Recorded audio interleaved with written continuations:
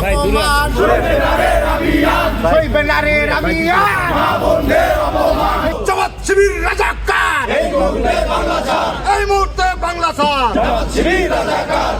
পোশাক শ্রমিক হিসেবে কাজ করে দেশের রপ্তানিতে ভূমিকা রাখে। আমি সেই নারীকে কি জবাব দেব যেই ক্ষুদ্র গোষ্ঠীর নারীটি চাষাবাদে ব্যস্ত, পাহাড়ি অঞ্চলে ব্যস্ত, সেই নারীদেরকে কি জবাব দেব?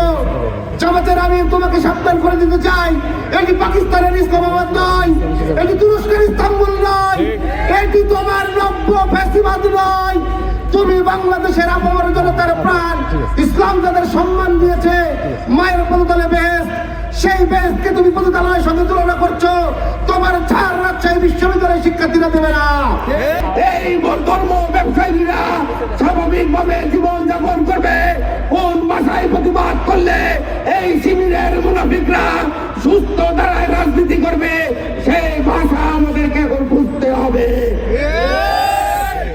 সংগ্রামী নেতৃবৃন্দ,